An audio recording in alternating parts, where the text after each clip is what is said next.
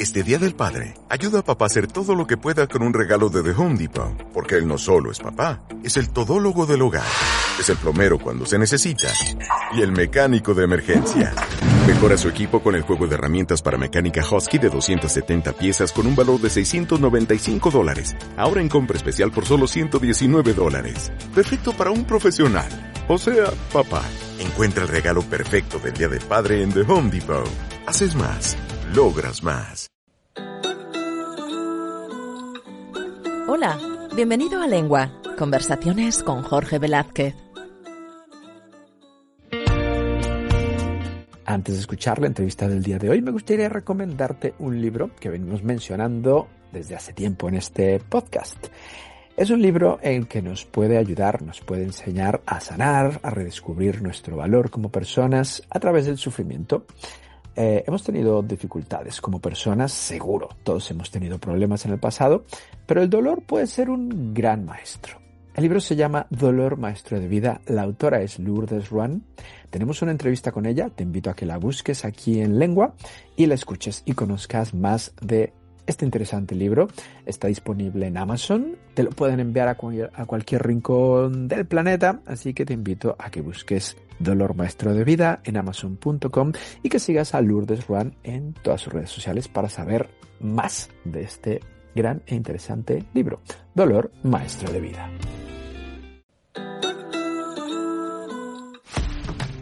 Bienvenido a un nuevo episodio de Lengua. Hoy viajamos hasta la Ciudad de México porque vamos a charlar con un mexicano que tiene muchas cosas que contarnos. Tiene una larga trayectoria. He estado leyendo su biografía y todos los libros que ha escrito. Es apasionante. Quiero que él nos cuente cómo empezó, porque él en realidad creo que tiene cierta facilidad y le apasiona la literatura. Ha escrito muchos libros, pero él estudió completamente otra cosa muy distinta. Bueno, ya nos contará él cómo llegó a ser escritor y a dedicarse a lo que se dedica. Carlos, no sé cómo se pronuncia tu apellido, ¿Brasel o Brasel? Brasel, esa es de el abuelo era francés, entonces debía pronunciar Brasel, pero mi padre siempre lo pronunció Brasel y ya se nos quedó así. Perfecto, entonces Brasel. ¿Qué tal, Carlos? Bienvenido, ¿cómo estás? Encantado y muchísimo gusto de estar contigo. No, el placer es mío de poder charlar contigo y bueno, vamos a mandarle un saludo a la persona que nos puso en contacto, a la famosa Jackie. Claro, es un gusto saludar a Jacqueline Brieño, es una encantadora amiga.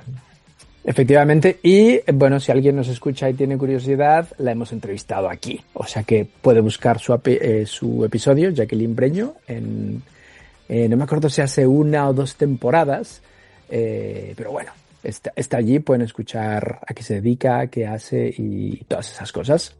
Bueno, Carlos, tú eres especialista en comunicación, oratoria, en hablar en público, en escuchar con eficacia, tienes una empresa, tienes escritos un montón de libros. No, bueno, pero no tantos. Bueno, pero unos cuantos. Pero Sí. tú eres ingeniero mecánico electricista. Sí, la verdad, en cuanto a formación académica ando completamente descarriado porque empecé a trabajar unos años en una empresa familiar relacionada realmente con la ingeniería, con el aire acondicionado industrial.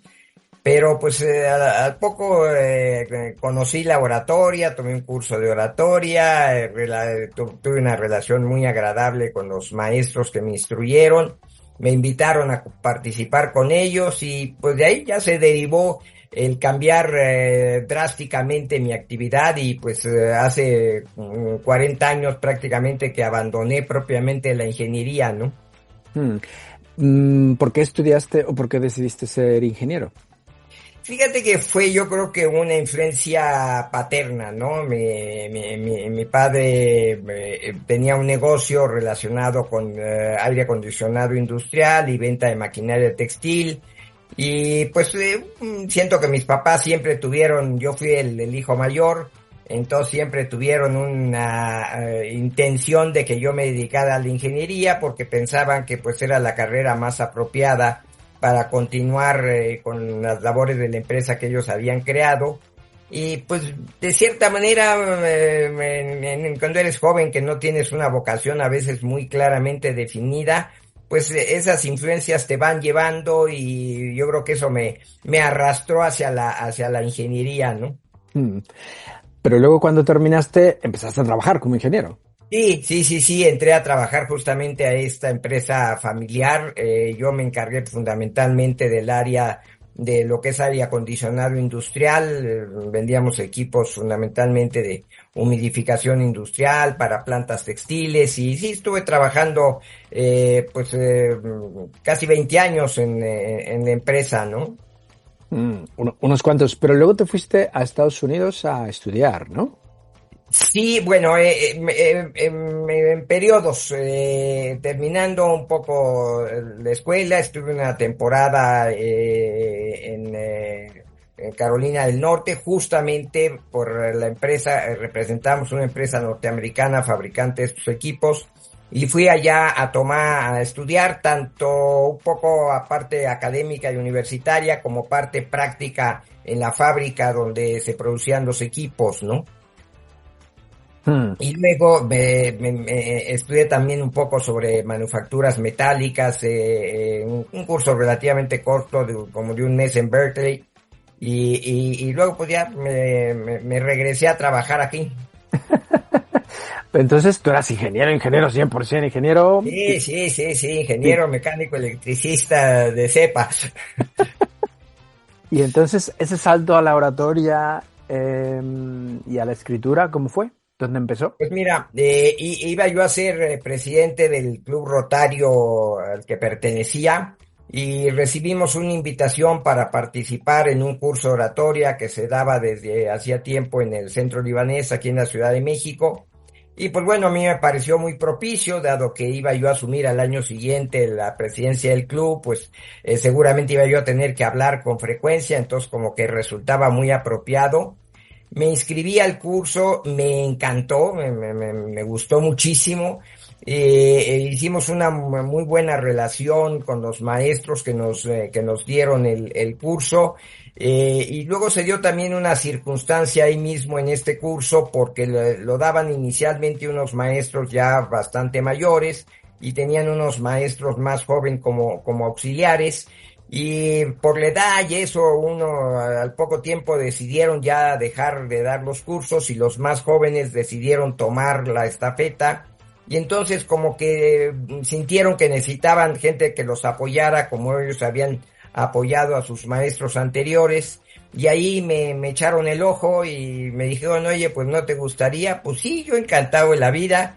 Y entonces pues empecé y estuve un tiempo trabajando bueno, en el curso de la oratoria era nada más una vez a la semana y en el centro libanés, pero a raíz de esto amigos que tenían empresas y sobre todo un amigo que era presidente de una asociación de empresarios me dijo, oye, venos a dar el curso aquí. Y pues bueno, fui, tenía yo otro amigo que vendía seguros y estaba muy bien relacionado en el ámbito de las empresas de seguros y también me empezó a conectar con empresas de seguros y pues empecé ya a dar el curso como profesionalmente y me empecé a involucrar en aquello y estaba yo realmente encantado. La empresa familiar, pues ya tenía yo otros 2 hermanos trabajando en el negocio.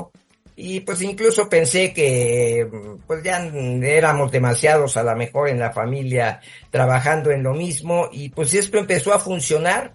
Mi esposa se había dedicado siempre a la capacitación, de manera que pues ahí formamos equipo y nos arrancamos a dedicarnos de pleno a la capacitación. Y ahí empecé, el gusto por escribir lo había yo tenido de toda la vida, ¿no? Uh-huh. Pero pues a partir de esto ya me metí un poquito más en la posibilidad de ponerme a escribir. Y pues ahí también esto fue surgiendo poco a poco en forma pues casi impensada, ¿no? Iba caminando un libro tras otro.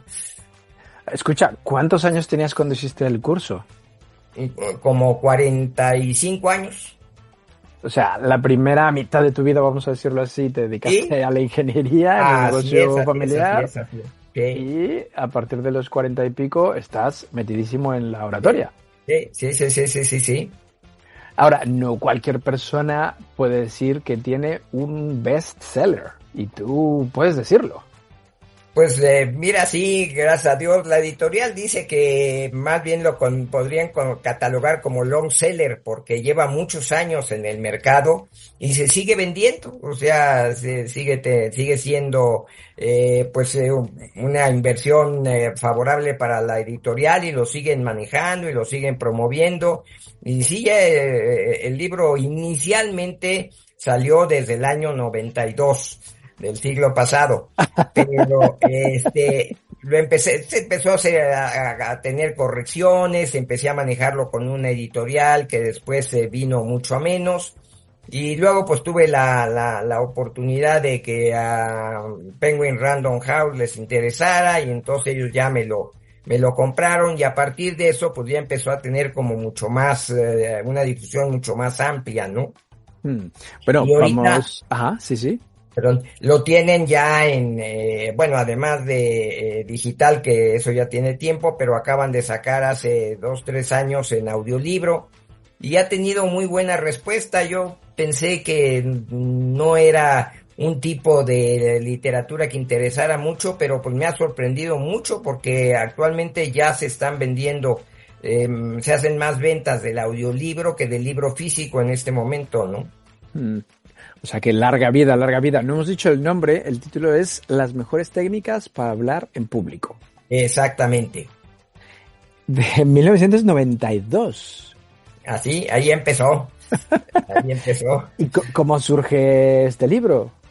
Pues justamente cuando empecé a dar los cursos, pues lo primero que hice, además de la instrucción que recibí de los propios maestros que me instruyeron y que además del curso inicial me dieron un segundo curso ya para formación como docente, pues empecé a leer, empecé a comprar libros de oratoria y a leer sobre la materia. Y pues me encontré porque hay muy buenos libros sobre la materia, pero como muy doctrinarios, como muy académicos. Y entonces, pensando en un momento dado, dije, bueno, si esto se produjera como una historia, sería como más fácil de leer. Y entonces me surgió la idea de apropiarme de San Juan Bautista, que se sabe de él que fue un gran orador, pero de su vida se tiene relativamente poca información. Y dije, no, pues me queda muy bien porque aquí me da pie para yo inventarle todo un entrenamiento en el campo de la oratoria y ir haciendo el libro como un cuento, como una historia de cómo se encuentra primero un maestro griego que le enseña y entonces empieza a practicar lo que le enseñaron y a veces le sale mal y a veces va mejorando y entonces voy contando como supuestos episodios de San Juan Bautista después de cada una de las lecciones que va recibiendo del profesor griego. Y yo creo que eso, fíjate que es lo que ha gustado del libro, porque es una lectura fácil, porque es hasta entretenida, te vas enrolando dentro de las historias que se van contando y vas recibiendo toda la información relativa a las técnicas de oratoria.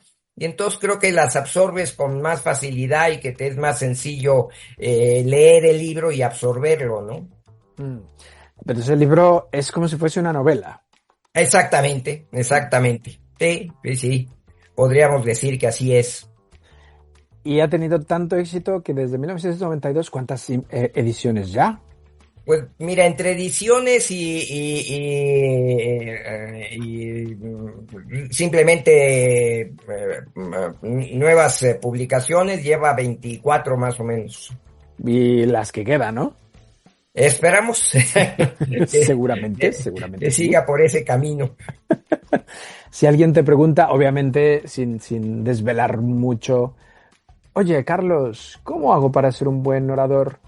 Un consejo, solo uno, ¿qué le dirías?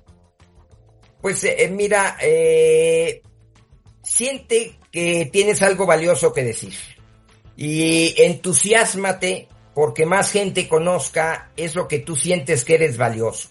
Que es valioso, y en el momento en que tú sientes interés y entusiasmo por comunicar algo que sabes que le va a servir y que le va a ser útil a los demás, empiezas a caminar casi en automático en este campo de comunicarte a través de la oratoria con las personas. Y ese es un punto clave. Si tienes algo importante que decir, compártelo. Si no, mejor cállate. Mejor déjala pasar. Eso es un punto muy, muy importante. Ahora, tienes este super libro que tiene años y años y se ha editado en todas partes. Bueno, la gente que lo quiera buscar está en las librerías y en Amazon. También lo pueden comprar, ¿no? Así es, así es. Lo pueden conseguir ahí por si alguien tiene curiosidad. Yo creo que es un libro muy útil y a la vez entretenido.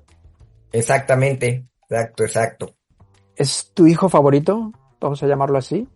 Pues sí, aunque también el libro del arquitecto de Dios fue un libro que me tomó mucho tiempo escribir y que me llevó a recabar mucha información, porque es la vida y obra de Gian Lorenzo Bernini, y pues el tiempo que me metí para la creación de ese libro, pues me fue muy agradable, me fue muy grato. Entonces puede que sean mis dos hijos consentidos, aunque el otro sí es totalmente cuestión novelada, aunque basada en una biografía muy respetada, ¿no? Ok. Este libro salió en el 2014, ¿cierto? Sí, más o menos sí. Ok. Con respaldo de Conaculta. La gente que no nos escucha en México, Conaculta es, a ver si lo digo bien y si no me corriges, como el organismo oficial del gobierno para promover la cultura en México. Exactamente, estás perfectamente en lo cierto.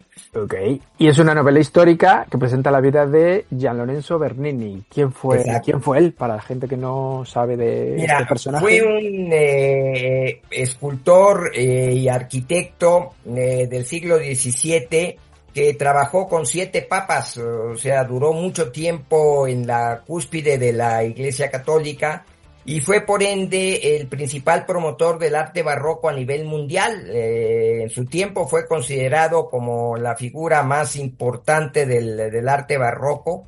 Y luego, pues desgraciadamente casi desapareció del mapa artístico y del mapa del conocimiento del público, porque en la parte final de su carrera le tocó el periodo en que el reinado de Luis XIV, del Rey Sol en Francia, empezó a crecer en forma muy importante. Y por otro lado, la Iglesia Católica empezó a perder muchos creyentes que sobre todo en la parte norte de Europa se pasaron al protestantismo. Entonces, pues todas esas colaboraciones económicas que estos países del norte de Europa daban al Vaticano para la creación artística se perdieron. Entonces ya al final de la vida de Bernini, ya las arcas del Vaticano habían perdido mucha cantidad y ya no tenían la oportunidad de producir arte en forma amplia. Y al mismo tiempo estaba surgiendo en Francia un reinado muy largo, muy poderoso de Luis XIV. Y curiosamente además en ese tiempo se empezaron a producir los primeros libros de historia del arte.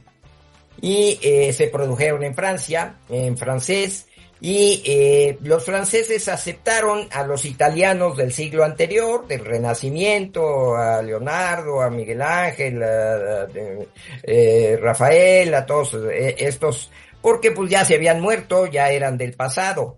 En cambio, Bernini estaba vivo, entonces era contrincante, vamos a decir, directo de los artistas franceses de esa época. Entonces, pues casi lo eliminan, que los artistas barrocos del siglo XVII, en los primeros libros del arte producidos en Francia, casi no se les mencionaba, casi no aparecían. Y pues la producción literaria de dar a conocer a nivel internacional el arte, pues lo tuvo muchos, prácticamente 2 siglos los franceses. Y pues en ese tiempo Bernini desapareció del mapa. Entonces, pues después de su muerte, pues se vinieron casi 200 años en que casi nadie habló de él, nadie lo conocía. Entonces, pues se perdió su figura, ¿no? Ya en el siglo XIX empezó a surgir un poco el interés por el barroco y se empezó a reconocer la labor de Bernini, pero pues ha costado trabajo rehacer la figura de un personaje que como artista fue verdaderamente excepcional, pero que pues, se había perdido en el limbo literario y nadie sabía de él, ¿no? ¿Y tú cómo lo conociste? Fíjate que el arte barroco siempre me ha gustado mucho. En México tenemos manifestaciones extraordinarias de arte barroco, hay cosas hermosísimas en México sobre arte barroco, porque el arte barroco en México se conjugó estupendo, la creatividad española para este tipo de arte, sumada a la facilidad de los indígenas para trabajar la piedra, para crear en madera cosas, conjuntó un equipo de trabajo formidable que creó obras muy valiosas barrocas en México. Entonces, cada vez que leía yo sobre arte barroco mexicano, pues no dejaba de aparecer una y otra vez el tal Bernini, y entonces pues esto picó mi curiosidad. Bueno, ¿quién fue este señor? Y entonces empecé a leer sobre él, y cuando empecé a darme cuenta de todo lo que hizo, todo lo que produjo, dije, no, pues este hombre es genial y está abandonado, está desconocido. Dije, bueno, pues si me gusta escribir, pues voy a escribir la vida de él, y me metí a estudiarlo muy a fondo. Realmente, te digo que me tardé como 7 años. Recorrí un bolón de bibliotecas, tuve hasta la increíble oportunidad de entrar a la Biblioteca Apostólica del Vaticano, a los llamados archivos secretos del Vaticano. ¿En serio? Y recabé muchísima información de Bernini. Es decir, tengo las 3 biografías que sobre Bernini se escribieron por personas que lo conocieron en vida. Él fue muy amigo de la reina Cristina de Suecia, esta reina que abandonó Suecia porque se convirtió al catolicismo, y como en ese entonces los suecos eran protestantes, pues decidió irse a Roma, y ahí hizo mucha amistad con Bernini. Y cuando él murió, la reina mandó a uno de los principales escritores sobre historia del arte italianos que hiciera una biografía de Bernini. Luego, un hijo suyo, Domenico Bernini, escribió también una biografía de él, y finalmente Bernini fue 6 meses a Francia, a París, porque cuando Luis XIV estaba construyendo la ampliación del Louvre, le pidió a Bernini proyectos, le gustaron mucho los proyectos que hizo Bernini, y entonces lo invitó pues casi lo forzó a ir, porque Bernini no tenía como muchas ganas de ir, pero a través del Papa, pues no le quedó más remedio a Bernini, y se fue 6 meses a París, a seguir trabajando sus proyectos de la ampliación. De hecho, incluso después de los 6 meses, se inauguró, en los primeros trabajos del nuevo palacio en base a los diseños de Bernini. Pero en cuanto a Bernini, se regresó a Roma. Colbert, que era el primer ministro de Francia, que nunca le había gustado la idea de que fuera un italiano el que construyera la ampliación del Louvre, pues vio la manera de desaparecer el proyecto de Bernini y que se lo dieran a un francés, ¿no? Pero estuvo 6 meses en París y no hablaba ni jota de francés. Entonces le pusieron como un cicerón que le tradujera, pero pues en esos 6 meses hizo muy poco. Hizo un busto muy bonito, muy valioso de Luis XIV, que está en Versalles. Y pero no tenía mayor cosa que hacer, entonces se ponía a platicar con su traductor francés, y este hombre tuvo la curiosidad de llegar en la noche a su casa y ponerse a escribir lo que había platicado con Bernini durante el día. Y entonces editó un diario donde Bernini pues prácticamente le contó toda su vida, ¿no? Entonces hay esas 3 biografías de Bernini que no las he encontrado en ninguna librería, en ninguna biblioteca, incluso italiana. Revisé varias, fui a la Biblioteca de Antropología e Historia de Italia en Plaza Venecia, en Roma, y sí tenían en el catálogo las tres, pero a la hora que las pedí, una tenía creo que 2 años y medio de prestada, y ya hasta el mismo bibliotecario que me atendió dijo, no, pues esta yo creo que ya se perdió, y otra también llevaba 6, 8 meses prestada por otro lado, y eran las únicas copias que tenían, entonces ni ellos tenían las 3 biografías de Bernini que yo sí pude conseguir, ¿no? Una la conseguí, la francesa, la conseguí en el Centro Pompidou de París, donde sí la tenían, y curiosamente la del hijo de Bernini, que fue la que me costó más trabajo, la encontré en la biblioteca de la Universidad de Detroit, porque curiosamente, no sé, eso sí no sé ni cómo, la última escultura que hizo Bernini está en Detroit. Y entonces ahí tenían la biografía del hijo de Bernini, y de ahí me la mandaron. Entonces, pues de ahí recabé toda esa información. Entonces, pues sí estuve metido en todo, y te digo, pues tuve la oportunidad hasta de que me permitieran entrar, aunque sea un día, a la Biblioteca Apostólica del Vaticano, ¿no? Pero entonces, ¿es verdad lo que leí por ahí, que tardaste 7 años y estuviste en bibliotecas de más de 5 países? Exacto. Sí. Sí, estuve buscando información por todos lados. Entonces, aunque el libro está novelado y tiene personajes ficticios, la vida de Bernini está muy respetada.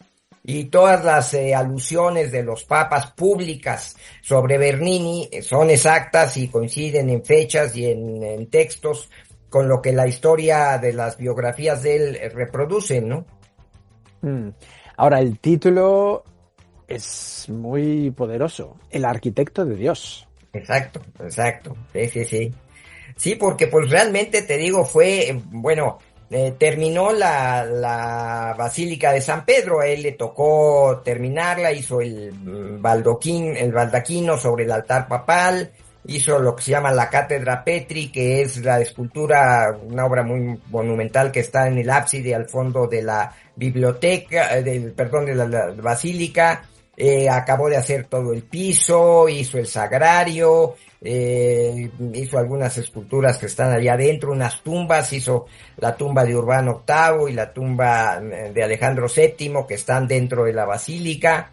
Hizo la obra más famosa de él realmente es la Plaza de San Pedro. Él armó toda la Plaza de San Pedro, la columnata que pues, todo el mundo conoce, que ahora estuvo muy en la televisión con motivo de la llegada del nuevo Papa. Toda esa columnata él la diseñó y la construyó. Entonces, en el Vaticano, Bernini, vamos. Sí. Ahí sí es todo un personaje, ¿no? Esas rivalidades absurdas entre italianos, franceses, bueno. Sí, fin. eso hizo lo que se perdiera un poco el conocimiento de la valía de Bernini, pero como escultor incluso tiene obras muy interesantes. Hay una obra que se llama El Éxtasis de Santa Teresa, que está en una iglesia en Roma, porque se le encargó un cardenal, el cardenal Cornaro. Esa obra pues ha sido considerada por varios expertos en arte como la obra representativa del siglo XVII, la obra artística representativa del siglo XVII. Es una escultura preciosa de Santa Teresa como reviviendo, aparte de lo que ella en su biografía narra de un encuentro que tenía con Dios, y aparece como levitando sobre unas nubes en un éxtasis y siendo a punto de ser atravesada por un ángel que con una flecha le atravesaba el corazón, según ella describía en su propia biografía. Y entonces eso Bernini lo convirtió en escultura, y es una preciosidad de escultura, ¿no? Vamos, Tiene entonces un David mucho más pequeño que el David de Miguel Ángel, pero el David de Bernini está en el momento en que está por lanzar la pedrada. O sea, tiene como estirada la onda, la cara fruncida en el momento como que va a tirar la pedrada, ¿no? A diferencia del de Miguel Ángel, que pues algunos opinan que es momentos antes de la batalla y otros opinan que ya después de haber terminado, pero está en una posición ya tranquila, mientras que el de Bernini está en el momento de hacer el esfuerzo para lanzar la pedrada, ¿no? Es muy importante este señor. ¿Este libro también lo encontramos en Amazon? Sí. Perfecto. Porque tiene muy buena pinta, se ve súper interesante. Es interesante porque el personaje lo es realmente, ¿no? Y sí, está también novelado, pues tiene ahí personajes creados para ambientar la vida, para que no fuera... Porque también luego las biografías, pues no a todo mundo le son fáciles de leer o agradables, ¿no? Pero en cambio, si lo envuelves en una trama novelada, pues ya se vuelve más interesante conocer. Y sí, como te digo, la vida de Bernini sí está muy respetada, de manera que leyendo la obra conoces la vida completa de Bernini, porque va desde los 10 años hasta que muere. Porque desde los 10 años ya el primer papa con el que trabajó, al darse cuenta de su calidad artística, mencionó, aquí tenemos al nuevo Miguel Ángel del siglo XVII. Vamos, pero entonces era un genio desde muy pequeño, ¿no? Definitivamente era un genio el hombre, sí. Y te digo, pues se sabe poco de él. Vaya, pues entonces hay que leer tu novela para conocer un poco más. Sí, hay que leerla de este personaje. Porque hay que conocer al personaje, vale la pena artísticamente saber de él, ¿no? Definitivamente. Bueno, y tú que eres un experto orador, tienes otro libro que no lo he leído, obviamente, pero me gusta mucho el título porque yo siempre he considerado que un buen comunicador también tiene que saber escuchar. Definitivamente es que la comunicación es una calle de dos vías. Y desgraciadamente la parte de la escucha es la parte más abandonada. O sea, porque todos queremos ser la voz cantante, todos queremos comunicar nuestras ideas y darlas a conocer a los demás. Pero la parte de la escucha como que a veces da flojera, como que a veces la gente se distrae, se pone a pensar en otra cosa. Uno de los grandes problemas de escuchar está en el hecho de que pensamos de 3 a 5 veces más rápido de lo que hablamos. Entonces, cuando tú estás hablando, ese tiempo mental te es muy útil porque puedes ir pensando lo que vas a decir a continuación. Pero cuando estás escuchando te sobra tiempo. Y entonces te pones a pensar algo distinto a lo que te están diciendo y pues ya ahí te perdiste porque ni vas a poder prestar plena atención a tus pensamientos ni vas a atender lo que otra persona te está diciendo, ¿no? Pero como ese tiempo mental está ahí, pues lo malocupamos con mucha frecuencia. Pero entonces este es el perfecto compañero para tu otro libro. Bueno, el libro del que estamos hablando claro. Escuchar con eficacia, pero... Son la pareja idónea, ¿no? Estás escuchando Lengua. Conversaciones con Jorge Velázquez. ¿Tú qué eres mejor, orador o escucha? Yo creo que escucha. Que escucho. Como maestro de oratoria creo que lo hago bien. Como orador ya no es tanto lo mío. Habría que preguntárselo a tu esposa, ¿eh? Sí. A ver qué opina ella. Sí, pero sí soy más de escucha que de emisión de ideas, ¿no? Oye, pero entonces eres el típico que tus amigos te buscan para que les escuches y te cuenten sus problemas, ¿no? Pues sí pasa, sí tengo varios amigos que creo que me aprecian un poco por porque además es escasa, es decir, no es muy fácil encontrarte a alguien que te quiere escuchar. Efectivamente, pero ese es el problema, que en una amistad o en cualquier relación tú puedes escuchar a esta persona, pero hay veces que tienes ganas de que te escuchen a ti, ¿no? Así es. Y si la otra persona no sabe escuchar, tenemos un problema. Claro, sí, la conversación es como un juego de ping-pong, ¿no? A veces me toca tirar la pelota y a veces recibirla, ¿no? Y hay que jugar los dos campos, ¿no? Exacto. Ahora tienes otro libro que tiene muy buena pinta. El maestro sale de viaje. Exacto. Sí, ese es un libro sobre la importancia de encontrar la vocación. Y esto me pasó a partir, eso, vaya, me surgió a partir de mi propia experiencia. Porque te digo, pues yo pasé muchos años metido en la ingeniería, que aunque lo disfruté en algunos sentidos, pero no era lo mío. Definitivamente no era para lo que yo servía. Entonces, andaba yo fuera de ruta. Y pues bueno, tuve un momento dado la oportunidad de cambiar. Entonces, a raíz de eso me surgió esta idea de este libro, en donde hablo un poco de la importancia de descubrir para qué servimos, ¿no? Que lo que nos gusta hacer, lo que se nos da con facilidad, es para lo que servimos, porque hay veces que nos empeñamos en querer hacer una cosa que nos cuesta mucho trabajo, que no nos agrada, que estamos haciendo ahí el esfuerzo para aprender aquello, pues eso siempre va a ser difícil. Pero hay otras cosas que con naturalidad se nos dan, nos gustan, las hacemos bien, con relativa facilidad. Bueno, pues busca cuál es eso para que te dediques realmente a lo que puedes hacer, porque entonces vas a disfrutar mucho. Yo la verdad, desde que me dedico a la capacitación, bueno, yo digo que dejé de trabajar. Porque para mí ir a dar un curso, pues aunque me hagan favor de pagármelo, yo casi iría gratis, vaya, o sea, lo doy con muchísimo gusto, para mí no es un trabajo, ¿no? En cambio, cuando manejaba yo obras de ingeniería, no siempre iba yo al trabajo con el mismo ánimo. Eso te costaba más, no siempre ibas con una sonrisa. Definitivamente. Y pues vaya, además en esto de la capacitación es muy bonito porque cuando terminas un curso, yo digo que los cursos no los doy a grupos muy grandes, sino más bien reducidos, normalmente no más de 20. Y digo que bueno, pues empiezo con 20 desconocidos y acabo con 20 amigos, porque creas una relación muy bonita al final del curso. Entonces es hasta agradable eso, ¿no? Como la oportunidad de crear las relaciones amistosas con las personas a través de lo que haces y a lo que te dedicas y lo que enseñas, ¿no? Me imagino que sigues dedicándote a dar cursos.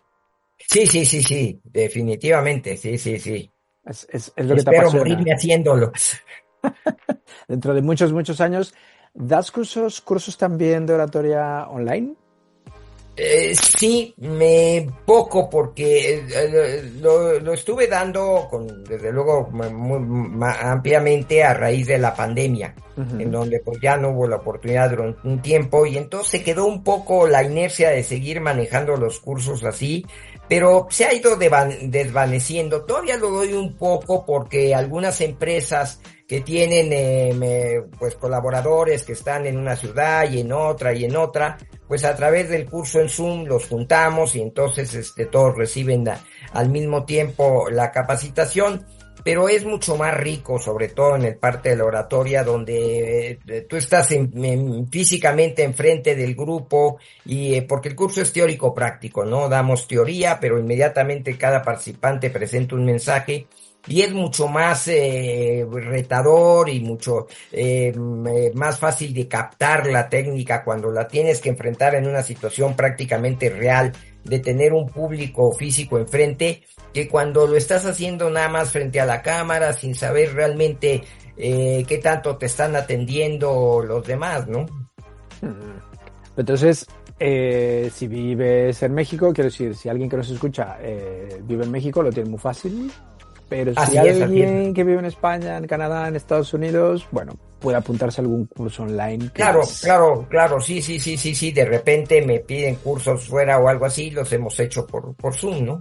Ok, sí, si alguna empresa, algún personal de recursos humanos te está escuchando en Italia, bueno, pues exacto, online puede ser.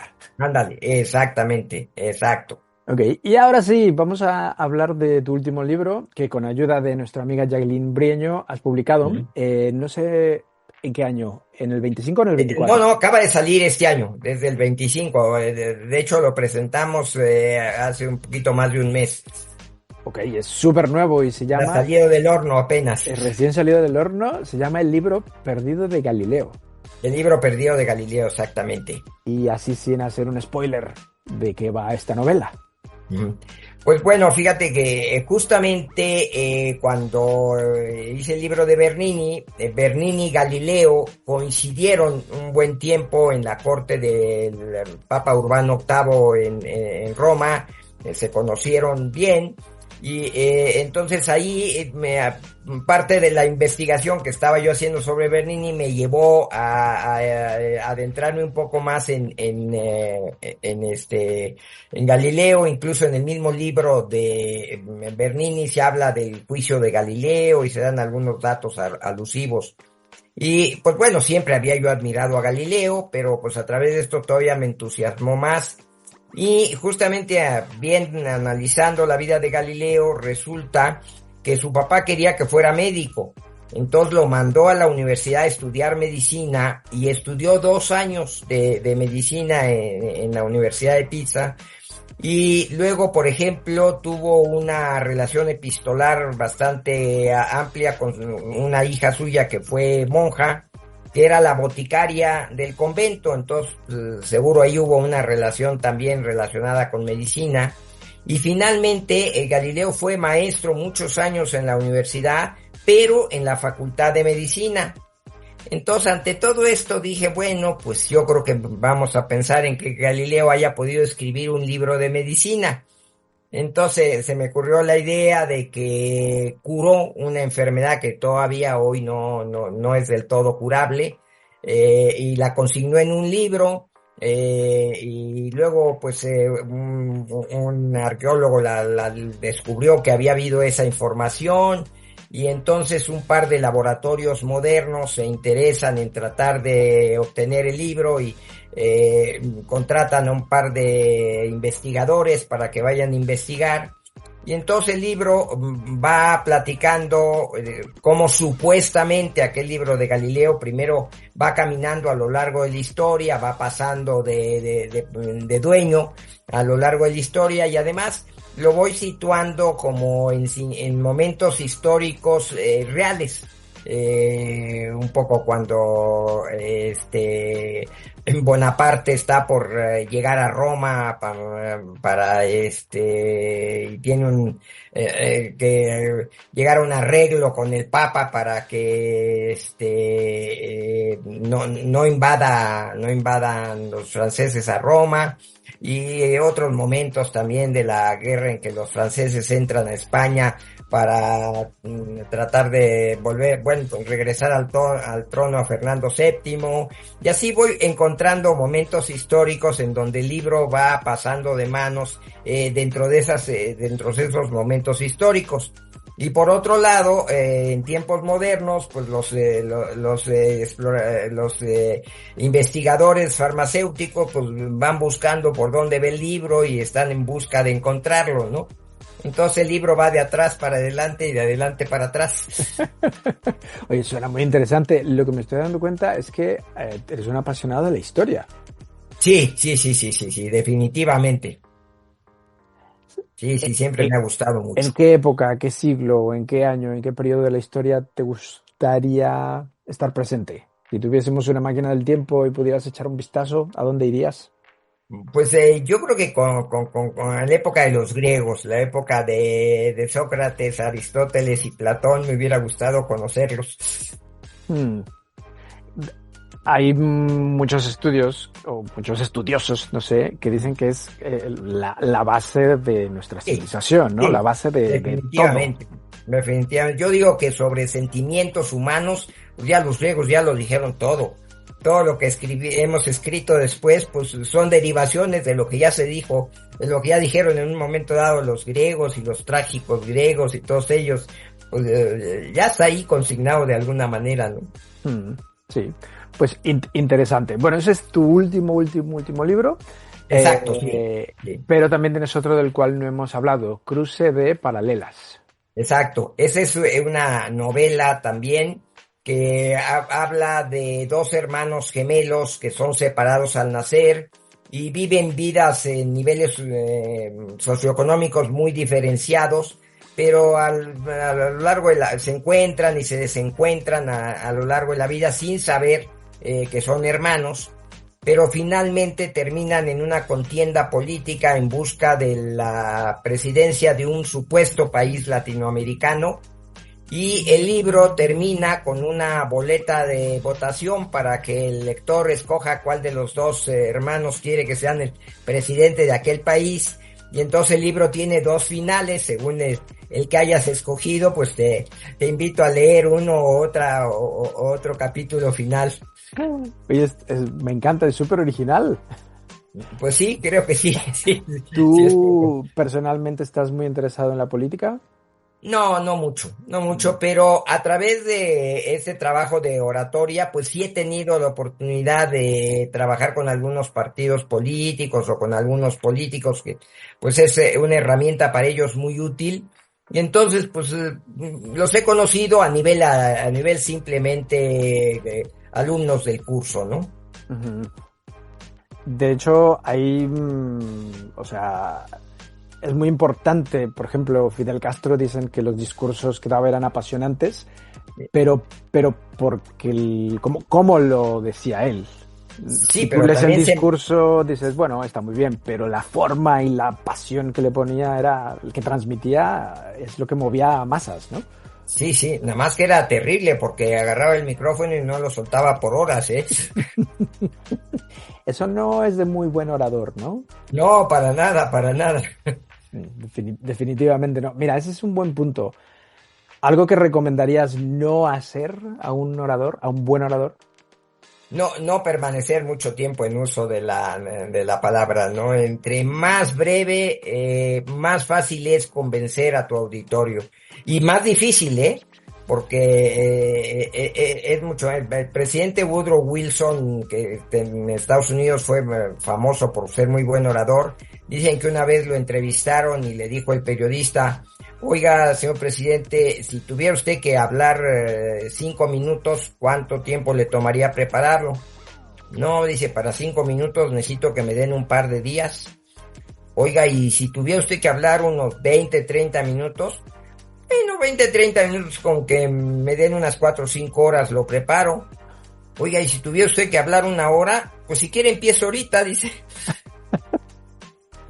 O sea, cuando el tiempo es corto, tienes que ir muy al grano, muy a lo valioso, muy a lo importante, y eso toma más tiempo prepararlo, ¿no? Pero al final de cuentas es más agradable, porque a la gente es más fácil mantenerla interesada un periodo corto en algo valioso que un periodo extenso en donde empiezas a veces hasta a divagar, ¿no? Sí, aburrir al personal no es buena idea. Exacto. Definitivamente no. Oye, Carlos, tú escuchaste la entrevista de nuestra amiga en común, Jacqueline, y como eres buen orador y eres buen escritor, tengo mucha curiosidad de jugar contigo el juego de palabras. ¿Sabes de qué va? ¿Sabes de qué se trata? No exactamente, pero estoy a la orden. Es muy sencillo. Yo te digo una palabra y tú me respondes con otra palabra, solo una. Si yo te digo, por ejemplo, Galileo. Una palabra que se relacione con lo que acabas de decir. O no, quiero decir, okay. La primera que se te ocurra. Si yo te digo Galileo, ¿tú qué piensas? Científico. Pues así, de sencillo. Ok. ¿Listo? Viene. Venga, primer palabra, oratoria. Comunicación. Amor.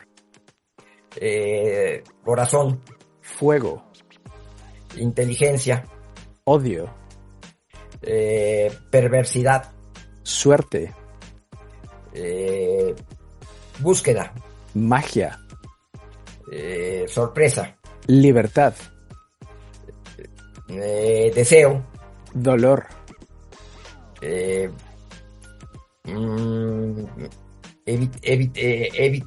Algo que se evita. Ok. Educación. Deseable. Sueño. Aprovechable. Lectura. Indispensable. Habla.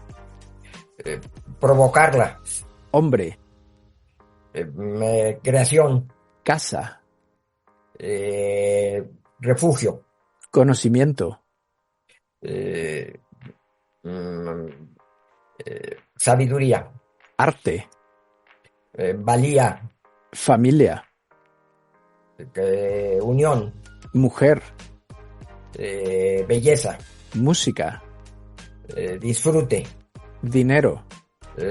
necesario, México. país, Política. difícil, Amistad. valiosa, Cultura. indispensable también, Deseo. gusto, Muerte. final, Libro. compañero, Café. sabroso, Sexo. indispensable, Entrevista. grata, Color. luz, Ciudad. hábitat, Barroco. fabuloso, Podcast. importante, Y la última, lengua. necesaria.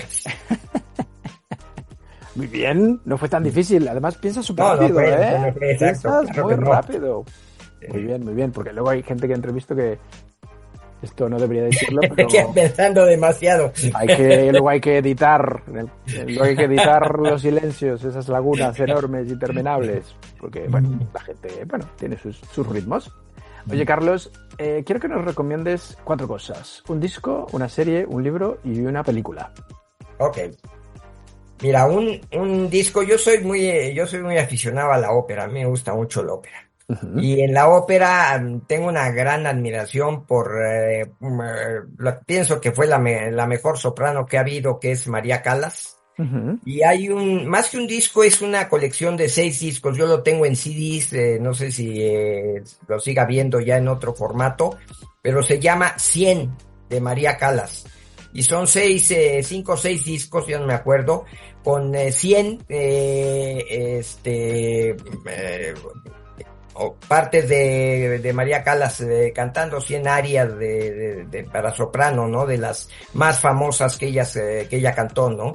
Entonces es una colección muy bonita para quien le guste la ópera y quien valore a la Callas. Hay ahí una recopilación muy valiosa de lo que cantó. Oye, súper recomendación, no nos recomiendas 1, nos recomiendas 6, eso está muy bien. ¿Has visto el documental de María Callas?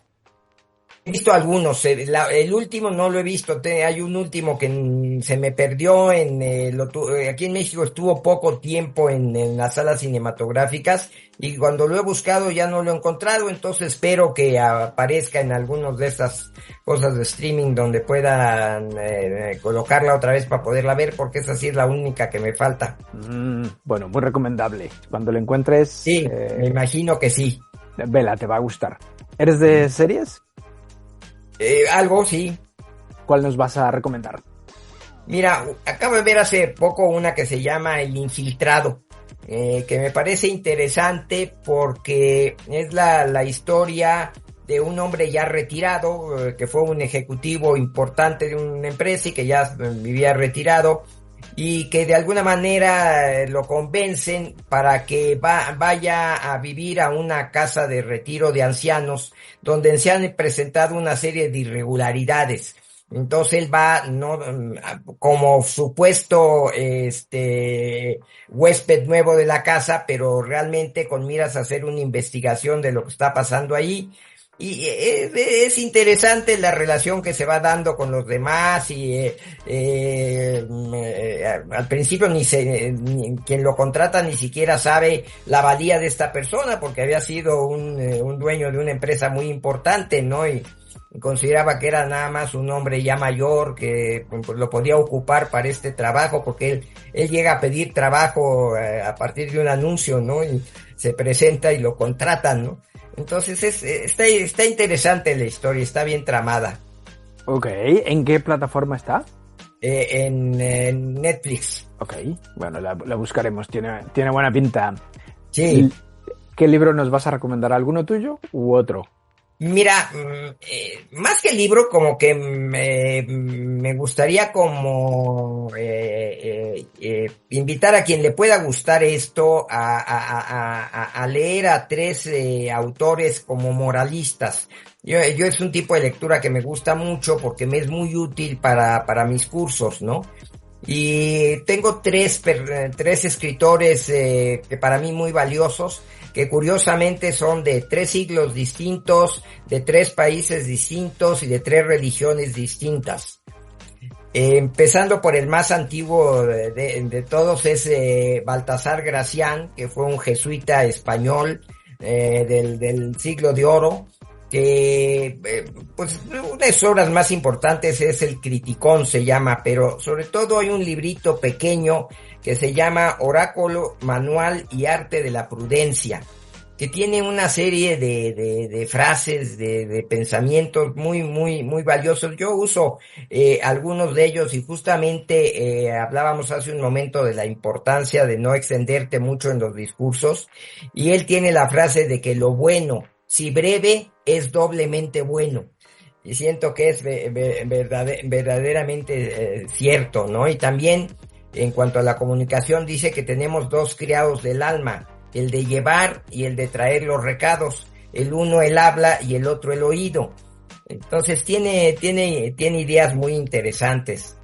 Luego, el siguiente autor es un norteamericano que fue pastor protestante, aunque luego se salió de esta función, es Ralph Waldo Emerson, que pues después de salirse de ministro religioso, porque incluso cambió de criterio, decidió que Jesucristo no era Dios, sino era un ser humano muy valioso, y más o menos casi lo expulsaron de su quehacer como ministro, y entonces se dedicó a dar conferencias, y tiene cosas extraordinarias, para mi gusto, extraordinarias, y lo consignó en varios libros. Tiene uno que se llama Ensayos, otro que se llama Ética, otro que se llama Historia, y tiene así ideas muy interesantes, como una que dice que una de las más bellas compensaciones de la vida es que nadie puede ayudar sinceramente a otra persona sin ayudarse al mismo tiempo a sí mismo.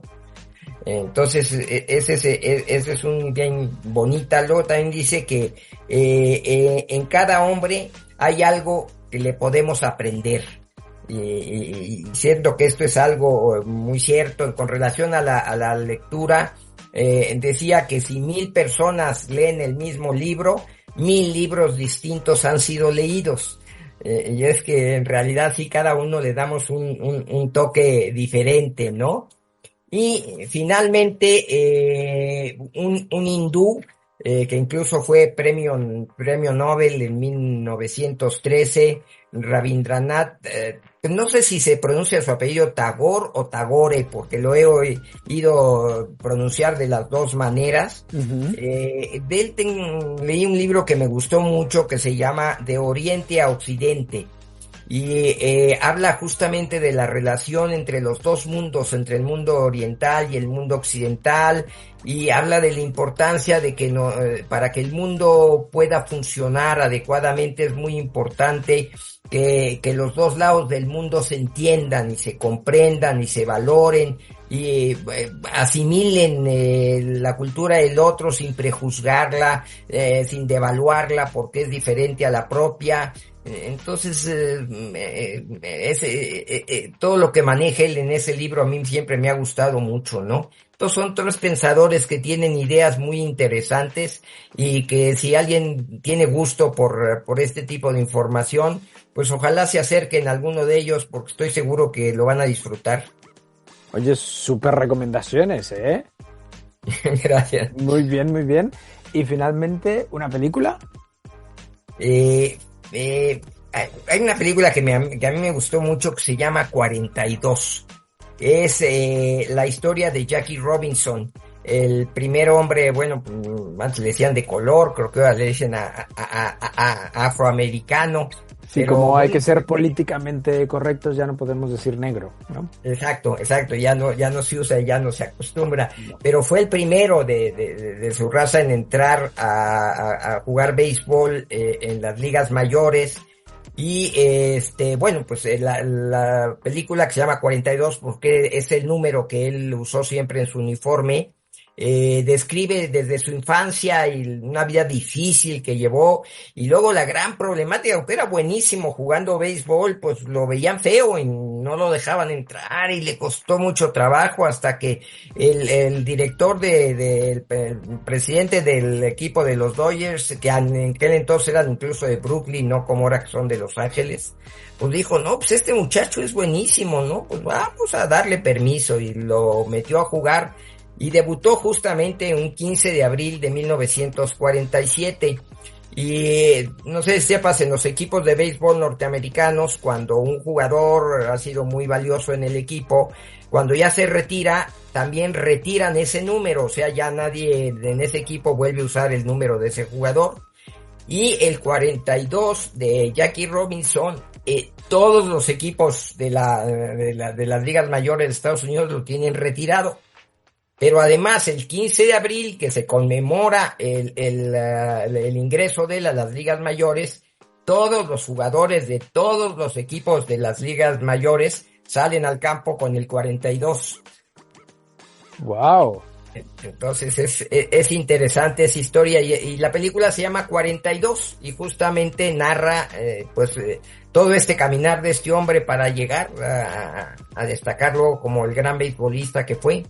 Wow, oye, tiene muy buena pinta. Habrá que buscarla, Sí, sí, es interesante. ¿También te gusta el béisbol a ti o...? Sí, también me gusta el béisbol, sí. Ok. Oye, Carlos, estuve buscando y no tienes redes sociales, solo estás en Facebook, ¿no? Fíjate que la verdad sí estoy muy poco comunicado en ese sentido, la verdad. Trabajo básicamente a través de mi correo, es decir, con quien la manera en que fundamentalmente me comunico con la gente, Uh-huh. o por WhatsApp. Pero no estoy muy metido en las redes, francamente. Sí No es algo en que no he trabajado mucho, honestamente. Bueno, tampoco hace falta. Si alguna persona nos está escuchando y le gustaría invitarte a dar un curso en su empresa, su universidad o cualquier historia, ¿puedes dar tu correo para que se pongan en contacto? Sí, claro, encantado de la vida. Es C. Brassel, como mi apellido, que Brassel se escribe B de bueno, R-A, 2 S de Samuel, E de Enrique, L de Luis. Luego cbrassel @Bimser, que es el nombre de mi despacho de capacitación, que se escribe B de bueno, I de Ignacio, M de mamá, S de Saúl, E de Enrique y R de Raúl. Bimser.com.mx. Entonces, cbrassel@bimser.com.mx. Perfecto. Y de hecho eso te iba a preguntar. Esa es tu empresa de capacitación. Así es, exactamente. O sea que, aparte de orador, de escritor, de investigador, eres empresario. Pues sí, somos una empresa pequeña, pero pues sí estamos en el campo de la capacitación poniendo nuestro mayor empeño, ¿no? ¿Tú no te aburres, Carlos? No, eso sí es algo que no me sucede. No, definitivamente. Gracias a Dios. Ya veo por qué no tienes Instagram, ni Twitter, ni todas esas cosas, porque ¿a qué hora? O sea, ¿no? Sí, exactamente, sí, a lo que me he metido, luego pues empiezo y veo que no tengo tiempo para hacerlo y digo, pues en lugar de a lo mejor parecer descortés, no contestando en todos estos medios, pues lo que me escriban por correo, sí, ahí estoy con mucho gusto, Perfecto, ¿no? Suficiente. Oye, Carlos, antes de terminar, no sé si conoces a Emilio Lledó. No. Pues mira, te lo recomiendo. Si ves por ahí algún libro de Emilio Lledó, cómpratelo. ¿Cómo se escribe el apellido? Con doble L, Lledó. Ah, ok. Es un filósofo y filólogo español. Perfecto. Y cuando estaba yo buscando nombre para el podcast, me encontré una frase que generó un poco el nombre de lengua. Quiero saber tu opinión, a ver si estás de acuerdo en lo que él dice. Él dice que la verdadera riqueza de los seres humanos es el lenguaje. Sí, definitivamente. Yo creo que es lo que los hace diferentes al resto de la creación. Es decir, somos seres humanos porque somos personas que podemos intercambiar pensamientos con nosotros, y eso es a través del lenguaje. Y puede ser hablado y puede ser escrito, ¿no? Y hasta puede ser comunicación no verbal. Exacto, el lenguaje nos define como seres humanos, ¿no? Así es, así es. Ok, entonces estamos de acuerdo con Emilio Lledó. Oye, Carlos, mil gracias por este espacio, muchas gracias por charlar conmigo. Antes de terminar, así como Jacqueline, nuestra amiga en común, me recomendó, tienes que charlar con Carlos, es súper interesante. ¿Se te ocurren 3 personas con las que podamos charlar aquí en Lengua? Sí, te voy a mandar algunas gentes que creo que pudieran ser más o menos interesantes. Lo que sí quisiera yo comunicarme con ellos primero para pedir su anuencia, porque sí procuro nunca dar referencias de otra persona sin antes pedirles a ellos permiso para hacerlo, ¿no? Pero creo que te puedo recomendar 2 o 3 personas que te pueden ser interesantes. Fenomenal, pues entonces ya me mandarás un WhatsApp con... Así es. El contacto y me dirás, me han dado el ok, me han dado el visto bueno y puedes comunicarte con quien sea. Exacto, perfecto. Oye, Carlos, antes de terminar, ¿algo que quieras decir? Pues mira, nada más recomendar a las personas que trabajen en su comunicación porque hace una enorme diferencia. Fíjate que yo en el curso he vivido experiencias increíbles de personas que tenían miedo a tomar la palabra en público y por lo tanto no expresaban sus ideas y eran gentes valiosas, interesantes, con grandes conocimientos, pero una frase que yo uso con frecuencia que aparece en uno de mis libros es si sabemos pero no sabemos comunicar lo que sabemos, es como si no supiéramos. Entonces, pues una invitación a las personas a que trabajen en esto. No es algo difícil, es algo que se puede adquirir con relativa facilidad, con cursos, con libro, como quieran, pero acérquense a mejorar su capacidad de comunicación con los demás, porque es verdaderamente un parteaguas que nos acerca a los demás, que nos hace hermanados con los demás, que hace que la gente entienda lo que queremos y cómo lo queremos, y lo podemos manifestar en forma agradable e interesante, y esto crea amistades, crea relaciones, abre puertas. La invitación a que se trabaje en la comunicación humana. Oye, súper buena forma de terminar la entrevista. Encantado. Me parece fenomenal. Oye, Carlos, muchas gracias. Un abrazo hasta Ciudad de México. Espero algún día conocerte y que nos claro que sí, Jorge. Tomemos un café y charlemos y que me firmes alguno de tus libros. Encantadísimo de la vida. Sería un honor. Ya verás. Cuando vaya a Ciudad de México te avisaré. Órale, Carlos, no dejes de llamarme. Me va a dar mucho gusto verte. Un abrazo hasta Ciudad de México, Carlos. Gracias. Igual, Jorge, que te vaya muy bien y qué bueno que estás en esta hermosa ciudad de Madrid. Yo, después de México, es el lugar más precioso del mundo. Ah, bueno, que también puede ser que vengas tú a Madrid y que nos conozcamos en Madrid, ¿eh? Si se diera la ocasión, te buscaría con mucho gusto. Perfecto. A ver si alguna universidad o alguien te busca aquí en Madrid alguna capacitación, alguna curso de oratoria, estaría fenomenal, ¿no? Claro, fabuloso. Pues ojalá. Todo se andará, Carlos, todo se andará. Ok, exacto. Un abrazo. Perfecto, Jorge. Pues muchísimas gracias. Gracias a ti. Chao. Bye, que te vaya muy bien. Gracias por habernos acompañado en este viaje a través de una historia inspiradora e interesante. Te esperamos la próxima semana, aquí, en Lengua.